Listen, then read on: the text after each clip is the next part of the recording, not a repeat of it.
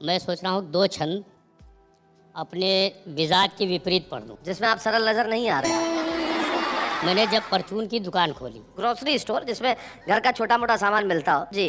पहले ही दिन एक महिला माचिस खरीद के ले गई। बरसात के मौसम में माचिस थोड़ी सीली थी, वो जली नहीं, वापस करने आई।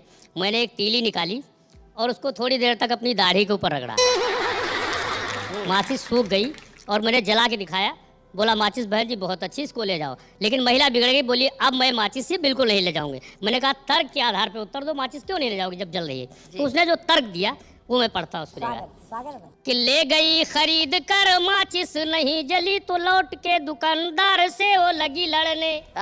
और तीली को निकाल कर रगड़ा जो दाढ़ी पर, फौरन ही तीली लगी आग को पकड़ने। तो बोली यह देख कर इसको न ले जाऊंगी, पैसे कर वापस न बात दे बिगड़ने। और इसको जलाने है तो घर से मैं आऊंगी क्या, मुझे रोज रोज तेरी दाढ़ी पे रगड़ने। क्या बात है। अक्सर पति पत्नियों में नोक झोंक चला करती है। जी। नोक झोंक जब ज्यादा बढ़ जाती है तो कभी कभी पत्नियां अटैचियां बांध लिया करती हैं। आप सब जानते हैं अटैची बांध करके पत्नी कहाँ जाती है? जी। अधिकांश विश्वास पतियों को होता है कि मायके ही गई, लेकिन बताती नहीं। एक छंद वहां से निकलता जी कि झगड़े के बाद बोली मैडम अटैची बांध, मुझे किसी भांति इस घर में न रहना। और मैंने कहा गुस्सा छोड़ो, पति पत्नी है हम, हमें मिलजुल के है सुख दुख सहना। बोली झुंझला के इस घर से तो उत्तम है मेरे लिए जाके किसी नरक में दहना। और मैंने कहा अच्छा यदि नरक में जाती हो तो मम्मी जी से अपनी मेरा सलाम कहना।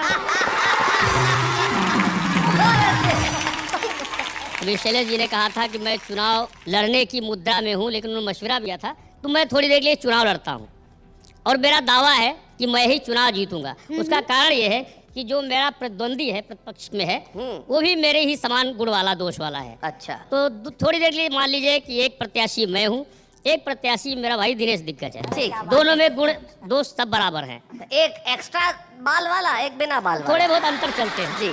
वो अनुपात बराबर हो जाता है। अनुपात बराबर हो जाए तो सुनेगा कि एक से बढ़कर एक लुटेरे, सब कुर्सी को खड़े हैं घेरे, एक दूजे पर आंख तरेरे, चोर चोर भाई मौसेरे। वाह। इस कुर्सी पर हम बैठेंगे कहीं और तुम किसको हमारे सिवा, बोलो चुनोगे तुम किसको हमारे सिवा, बोलो चुनोगे तुम किसको। पहली समानता, थोड़ा बहुत अंतर शब्दों का हो सकता है लेकिन अर्थवत्ता और गुणवत्ता दोनों की बराबर। जी। कि मैं झगड़ा लूं ये है लड़ाकू, मैं चंगेजी हूँ ये हलाकू, मैं हूँ छुरी और ये चाकू, मैं भी डाकू ये भी डाकू। क्या बात है। और दोनों देश को ही लूटेंगे, चुनिए चाहे जिसको हमारे सिवा, बोलो चुनोगे तुम किसको हमारे सिवा, बोलो चुनोगे तुम किसको। राजनीति का एक कहरा, अपना मकसद एक ही ठहरा, दोनों का संबंध है गहरा, मैं हूँ अंधा ये है बहरा। क्या बात है। दोनों नहीं सुने देखेंगे, रोज चाहे जिसको हमारे सिवा, बोलो चुनोगे तुम किसको हमारे सिवा, बोलो चुनोगे तुम किसको। ये लड़ाई झगड़े सिर्फ थोड़ी देर के होते हैं, उसके बाद फिर हम एक हो जाएंगे। कि बस चुनाव भर हम्मा हम्मा, बस चुनाव भर हम्मा हम्मा, धमा चौकड़ी धम्मी धम्मा, जीत गए तो दम्मा दम्मा, वल्ले वल्ले छम्मा छम्मा। क्या बात है। एक करेगा वहाँ भांगड़ा, एक करेगा डिस्को, हमारे सिवा बोलो चुनोगे तुम किसको हमारे सिवा, बोलो चुनोगे तुम किसको। क्या बात है। बड़ी मुसीबत होती है कवियों की, और ख़ासकर हास्य कवियों की। जो थोड़ा बहुत नाम मिल जाता है, लोकप्रियता मिल जाती है, तो उनके लिए संकट भी होता रहता है। मैं कॉलेज में कविता पढ़ने के लिए गया, कवि सम्मेलन में गया, तो वहाँ का एक नौजवान जो स्टूडेंट था वो मेरे पास में आके मेरे काव्य पाठ से पहले बोला कि प्रदीप जी आपको तो हम सुनते रहते हैं, लेकिन आपसे पहले अगर मैं 2 मिनट की पढ़ दूँ तो क्या मुझको आज्ञा देंगे, अनुमति देंगे? मैंने दया की उस पर, मैं पढ़ ले भाई। मैं कहा 2 मिनट रहेगा ना? हाँ बोले, भरोसे का आदमी हूँ, मगर माइक अच्छे अच्छों को नहीं छोड़ता सा। मेरे पढ़ने के पहले 2 मिनट के लिए आया हुआ कवि, उसने जो कुछ किया वो इस कविता का विषय है। सुना। केवल 2 मिनट के लिए आया हुआ कवि जब 2 घंटे कविता पढ़ गया तो पीछे बैठे हुए कवियों का मानसिक संतुलन बिगड़ गया। एक ने उसका कुर्ता पकड़ के खींचा। कुर्ता काफी पुराना था, कुर्ता काफी पुराना था, आधा हाथ में आ गया। फटा हुआ कुर्ता देख के कवि ताव खा गया, पलट के बोला, क्या कुर्ता ही फाड़ दिया? 1 घंटा और पढ़ूंगा। और वो फिर शुरू हो गया।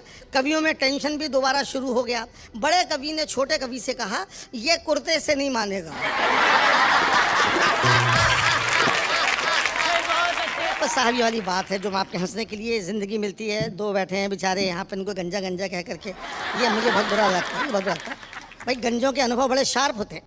एक गंजे के पास खड़ा था, एक विराट गंजा था। ये तो क्या लगते हैं, वहाँ तो पूरा मैदान ही साफ था, दूर तक कहीं छाया नहीं थी, पूरा मैदान चमक रहा था। अगला धूप में और खड़ा था और तेल भी लगा रखा था। मेरी तो निगाह तक फिसल रही थी।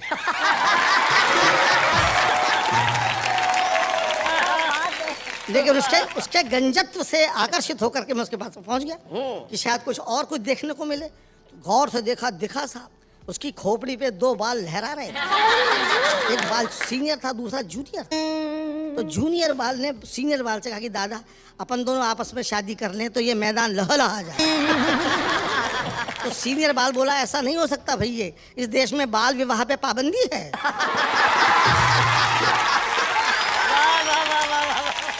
रेल यात्रा की कविता में सुना देना चाहिए। आज तो रेलों में बड़ी सुविधाएं हैं साहब, एसी वेसी हैं, तमाम है, सब कुछ है। एक ज़माने में रेलों में केवल रेल ही होती थी।